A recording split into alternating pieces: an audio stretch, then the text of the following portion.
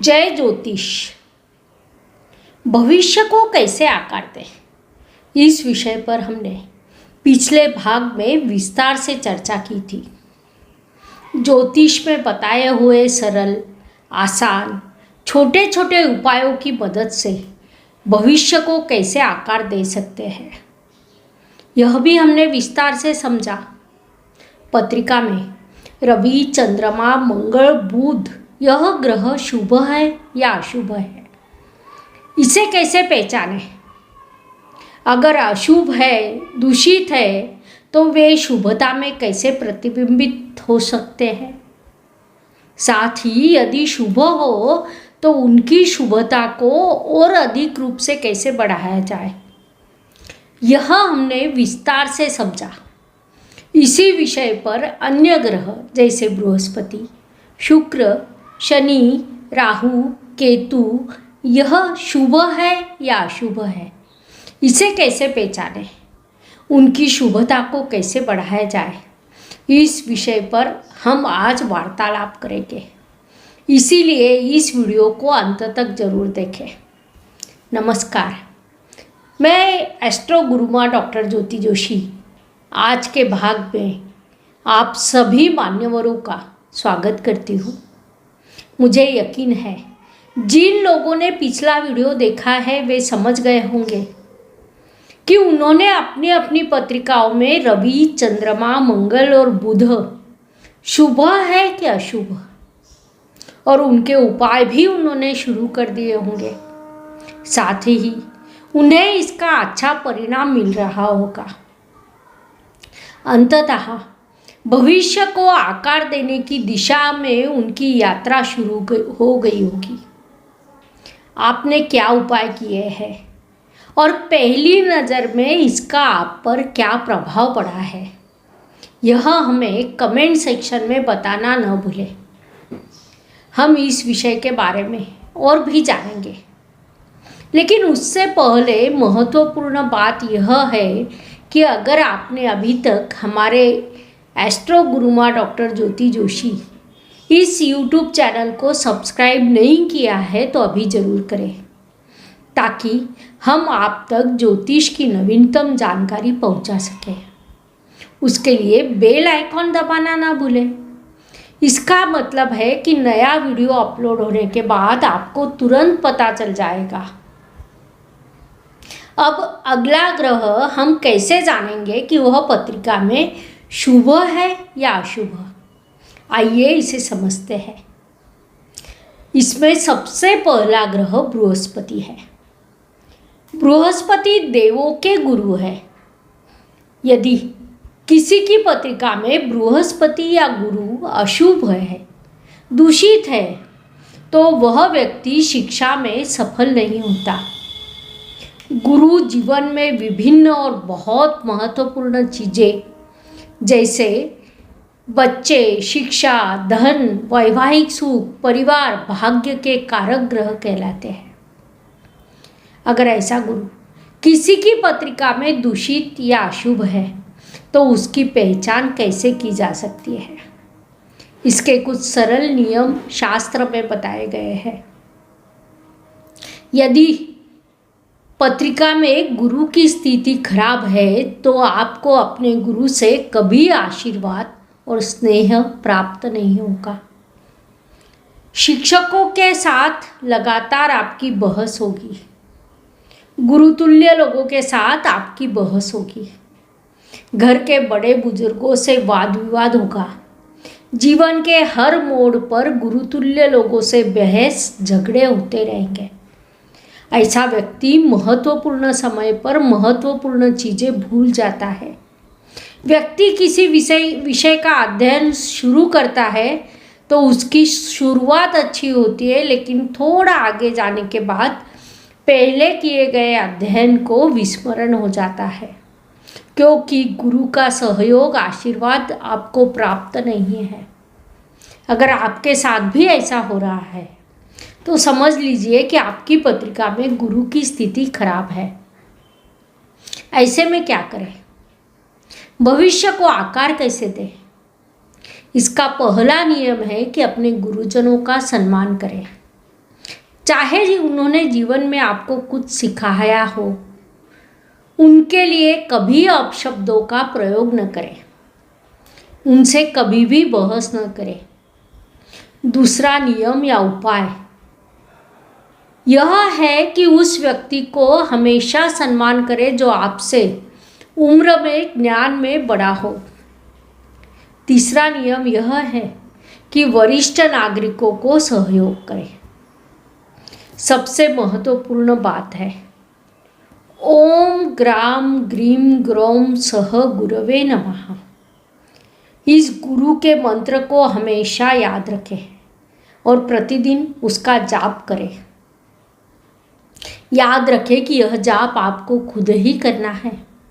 यदि आप इसे शुरू करते हैं तो आपकी पत्रिका में गुरु धीरे धीरे शुभ होता जाएगा। आपके सौभाग्य में वृद्धि होगी। गुरु के शुभ होने पर आपके जीवन में सफलता, मान प्रतिष्ठा, वृद्धि, यश, सुख में वृद्धि होगी।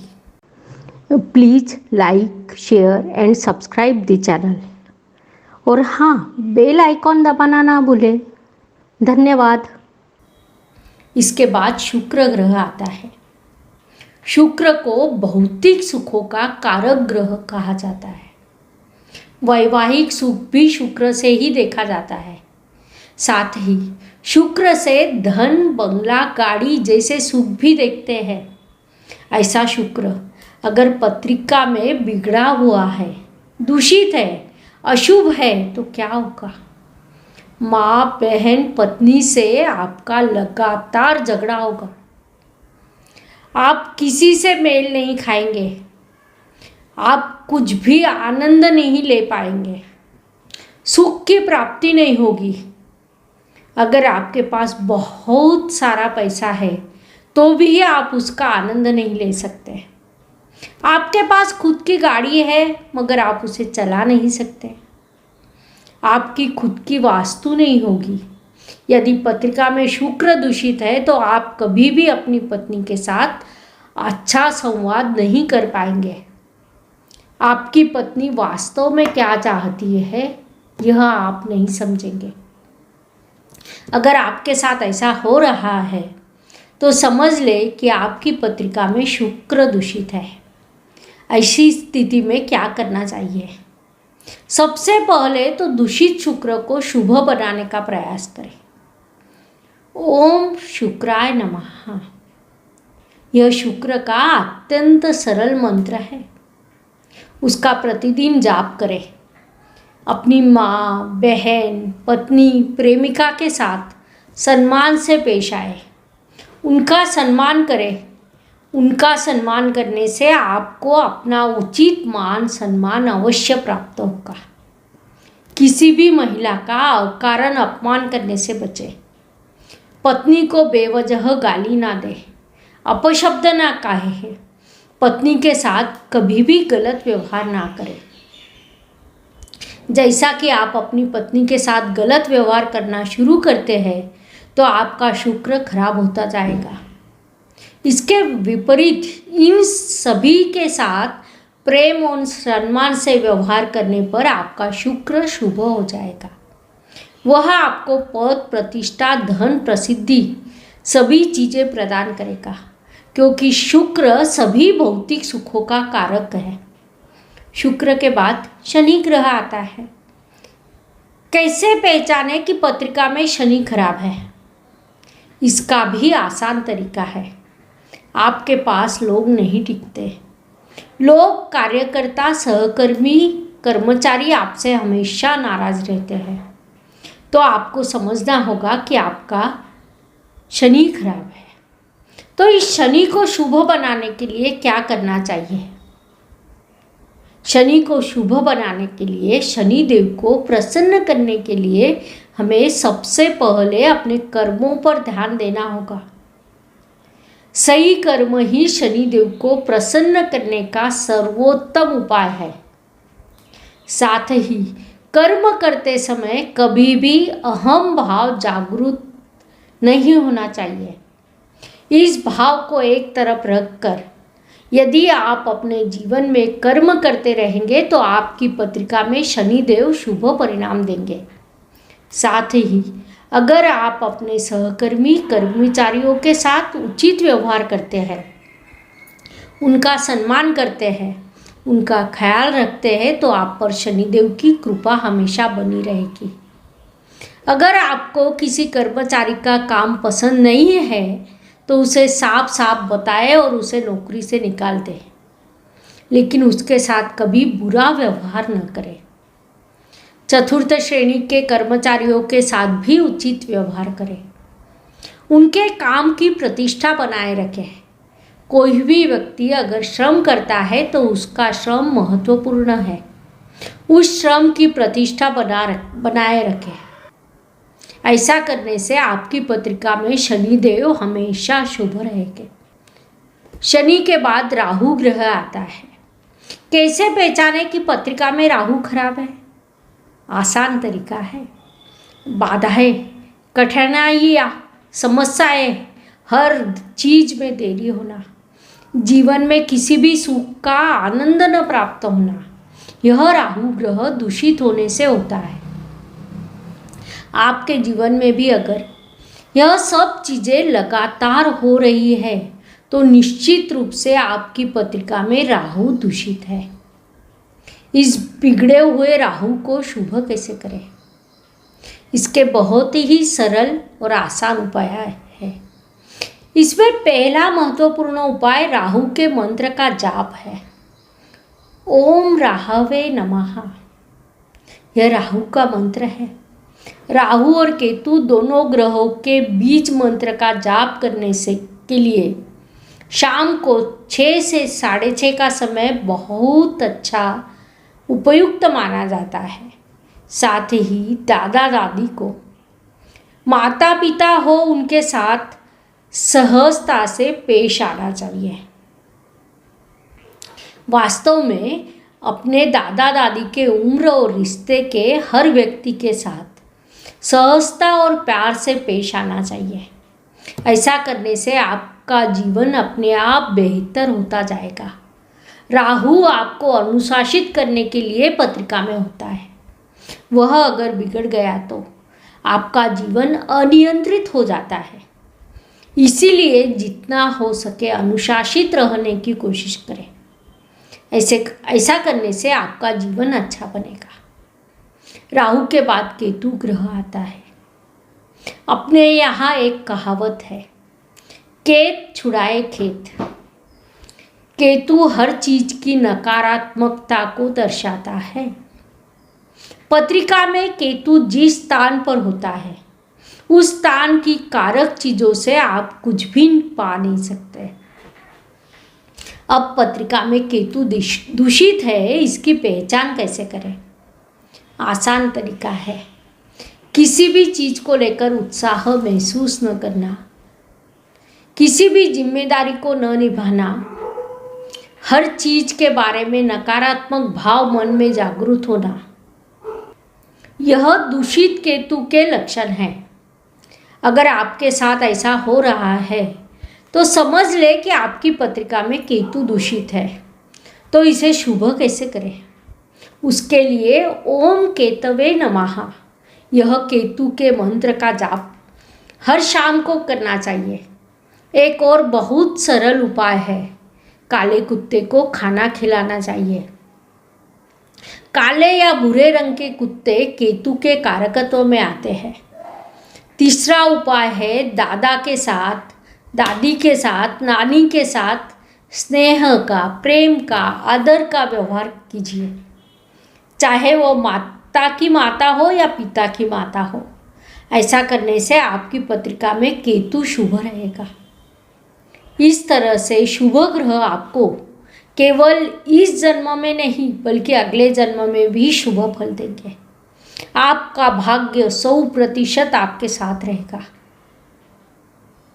यह मैं 100% नहीं बल्कि 110% कह सकती हूँ, क्योंकि जब हम अपनी मूल पत्रिका के प्रारूप की जांच करते हैं तो उसमें एक निश्चित क्रम होता है।